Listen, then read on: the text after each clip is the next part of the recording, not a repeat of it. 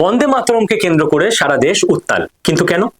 তার কারণ হচ্ছে অমিত শাহর স্বরাষ্ট্র মন্ত্রক মানে আমাদের দেশের কেন্দ্র সরকারের হোম মিনিস্ট্রি থেকে বন্দে মাতরমের ব্যাপারে অফিসিয়াল প্রোটোকলের ইনস্ট্রাকশন জারি করা হয়েছে। সেটা কেন?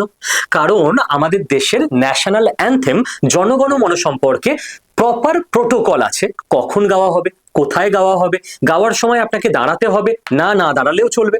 কিন্তু আমাদের দেশের যে ন্যাশনাল সং অর্থাৎ বন্দে মাতরম, বঙ্কিমচন্দ্র চট্টোপাধ্যায়ের আনন্দ মঠের সেই বন্দে মাতরম, এই বন্দে মাতরম সম্পর্কে কিন্তু আমাদের দেশে এতদিন কোনো অফিসিয়াল প্রোটোকল ছিল না। এবারে যেটা হোম মিনিস্ট্রির তরফ থেকে বলা হয়েছে যে প্রথম কথা, এখন থেকে সমস্ত সরকারি অনুষ্ঠানে কিংবা স্টুডেন্টদের গ্যাদারিং এ মানে স্কুলে প্রার্থনা সঙ্গীতের সময় বন্দে মাতরম গাওয়া হবে।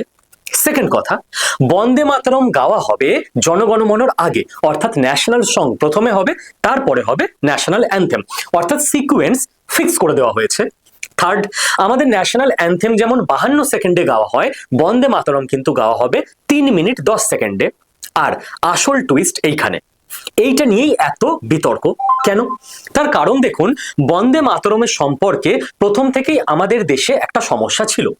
যারা মাইনরিটি কমিউনিটির মানুষ তারা অনেকে এটা বলতেন যে বন্দে মাতরম মানে মাকে বন্দনা করা, দেশকে বন্দনা করা, এটা ইসলামের বা অন্য বিভিন্ন রিলিজিয়াস সেগমেন্টের মতাদর্শের এগেনস্টে।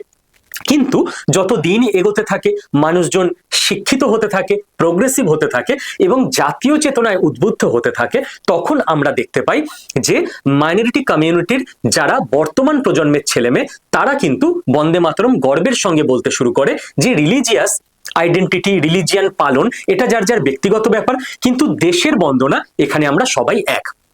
এইবার নতুন বিতর্ক কি?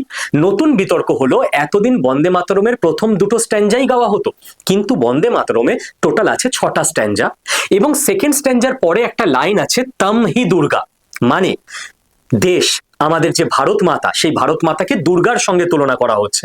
এখানে বিতর্ক নতুন করে চারা দিচ্ছে যে যে মানুষটি হিন্দু নন তিনি দেশকে দুর্গার সঙ্গে কি করে তুলনা করতে পারেন।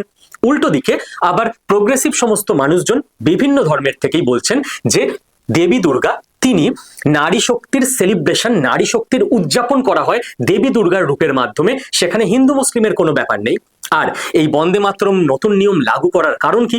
সরকার বলছে দেশভক্তি আসবে মানুষের মনে, একদিনে নয় কিন্তু একদিন না একদিন।